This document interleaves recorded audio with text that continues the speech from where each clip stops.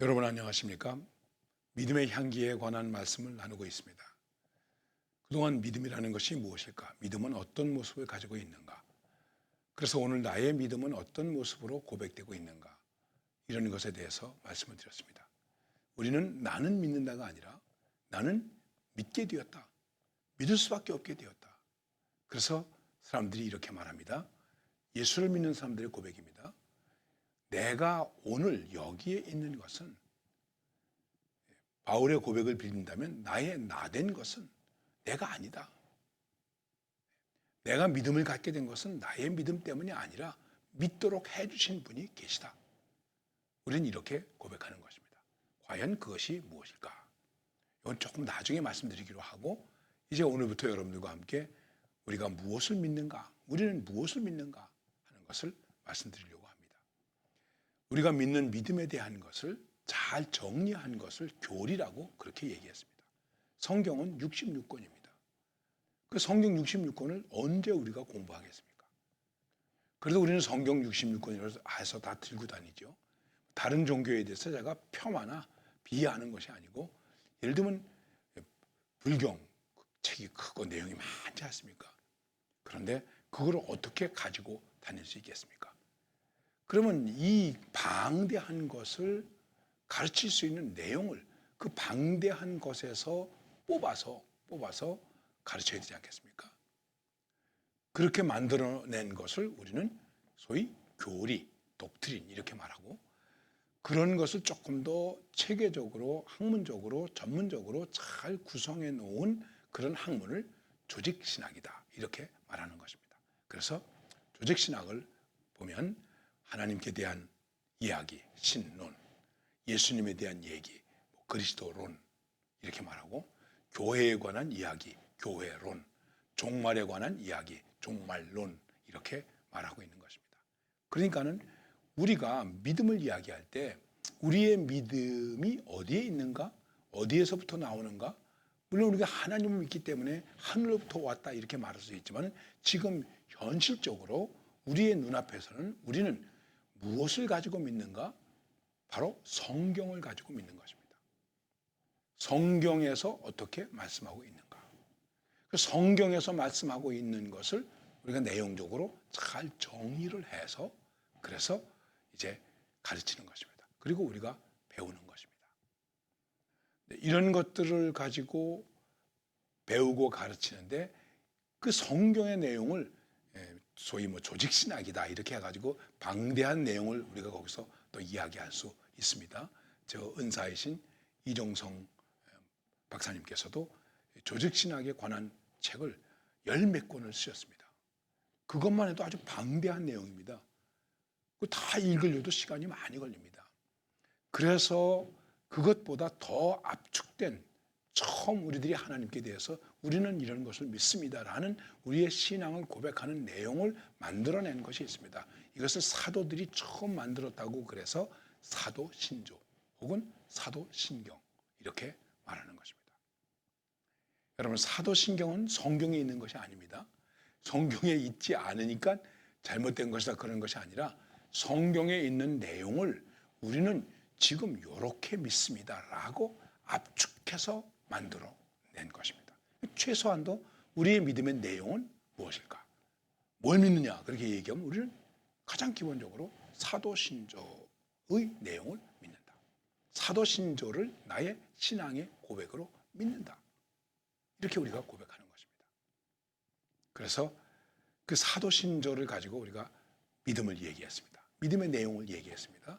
그러면서 그것을 이제 조금 더 넓게 해서, 왜냐하면 너무 간단하니까 조금 더 설명하면서 새롭게 우리의 신앙 고백을 만들어내는 것이 교회 역사 속에서 많이 있습니다. 여러 가지 복잡한 얘기가 많이 있습니다만은 우리의 귀에 가장 익숙한 것이 있는데, 그 익숙한 것이 무엇이냐면 웨스트민스터 신앙 고백이라고 하는 것입니다. 또는 웨스트민스터 신조 이렇게 말하기도 합니다. 우리나라에는 이게 아주 성경 다음으로 가장 귀하게 여겨질 만큼 우리들에게 전해지고 가르쳐지고 배웠습니다. 그런데 그것도 내용이 짧지 않습니다. 33장으로 구분되어 있습니다. 얼마나 내용이 많겠습니까? 성경에 대하여, 하나님에 대하여, 죄에 대하여, 교회에 대하여, 성례에 대하여, 심지어는 세상과 정부에 대하여, 종말에 대하여, 마지막 심판에 대하여 이런 것들로 해서 내용이 갖추어져 있습니다. 그러다가 이 신앙 고백에 대한 문제가 좀 더 복잡해진 적이 있었는데 1967년에 미국에서 신앙 고백을 또 만들었습니다. 아니 신앙 고백이 이렇게 있는데 또 만들었나 그랬더니 그때는 이 우리의 신앙 고백 내용 속에 화해, 평화, 선교 이런 거에 대한 내용이 없다. 이런 것에 대한 고백이 없다. 그래서 그거를 추가해서 새로운 신앙 고백서가 나오게 되었고 저희 장로교 통합적 교단도 이제 나중에 우리의 신앙 고백을 신조로 12개 신조로 다시 또 고백한 내용이 있습니다. 딱딱한 이야기죠, 여러분. 그러면은 이제 한번 생각해 보십시다. 우리가 무엇을 믿는가의 가장 큰 전제는 무엇이냐면은 하나님을 믿는다. 이것입니다. 하나님을 믿는다. 그 하나님을 믿는데 그 하나님이 어떤 하나님이신가? 그것은 성경에서 가르쳐주고 있는 하나님. 성경이 말씀하고 있는 하나님. 우리는 그 하나님을 믿는다. 이렇게 말할 수 있는 것입니다. 자, 여러분 믿음을 얘기하고 있습니다. 우리가 믿음을 얘기합니다. 일반 사람들과 믿음을 얘기합니다. 우리의 사람과의 관계 속에서 믿음을 이야기합니다. 우리는 믿어야만이 살 수 있습니다. 믿음 없이는 살 수 없습니다. 이 세상에 믿음을 갖지 않은 사람은 아무도 없습니다. 그런데 우리의 입장에서 믿는다. 나의 믿음은 무엇이냐라고 얘기할 때 가장 첫 번째가 뭐냐면 하나님을 믿는다. 나는 하나님을 믿는다 하는 것입니다. 그래서 이렇게 우리는 고백합니다. 사람의 제일 되는 목적이 무엇이냐? 인생의 제일 되는 목적이 무엇이냐? 제가 어렸을 때 이렇게 공부했습니다. 인생의 제일 되는 덕목이 무엇이냐? 내가 내 인생 속에서 가장 중요하고 그리고 첫 번째로 생각해야 할 내 삶의 덕목, 내 삶의 핵심, 중심, 그 메시지가 뭐냐 하는 것입니다.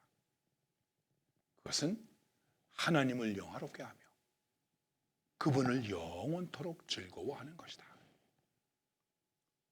이렇게 배웠습니다. 바로 그것입니다. 이게 믿음의 첫 단추입니다. 이 단추를 잘못 꿰면 어떻게 될까요? 다 잘못되는 것입니다. 다 잘못되는 것입니다. 우리가 옷을 입고 있죠. 옷이 단정하죠.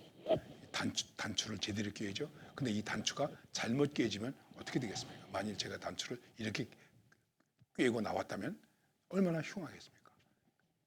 그래서 말합니다. 첫 단추를 바로 꿰어야 한다.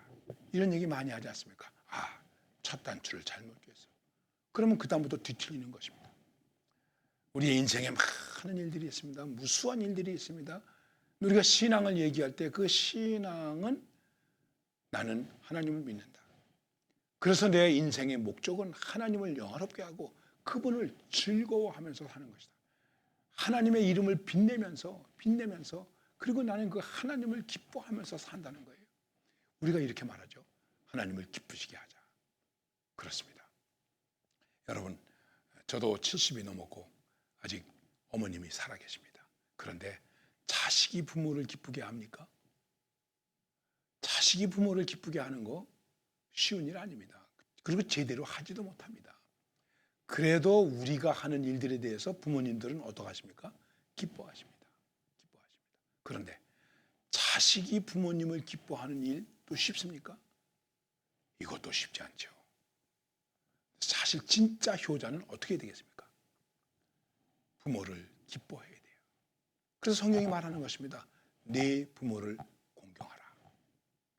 네 부모를 공경하라라는 그 말씀 속에서 그 공경이라고 하는 것은 잘 높이고 떠받드는 것도 되는 것이지만은 부모님을 무시하지 말고 부모님의 이름을 명예롭게 하고 부모님을 기쁘게 부모님의 삶의 모습을 기쁘게 받아들여라 하는 것입니다.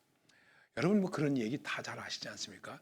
시골에서 농사지면서 열심히 일해가지고 서울에 아이를 공부시켰습니다. 이 아들이 대학 졸업하고 그래서 이제 친구들과 함께 집으로 놀러 왔습니다. 얼마나 기뻤겠습니까? 아버지가 꼴을 지게에다 지고 들어왔습니다. 그런데 저분 누구셔? 그리고 친구들이 물어봤습니다. 그랬더니 아들이 이렇게 대답했다라는 것입니다. 우리 머슴이야. 우리 집 머슴이야.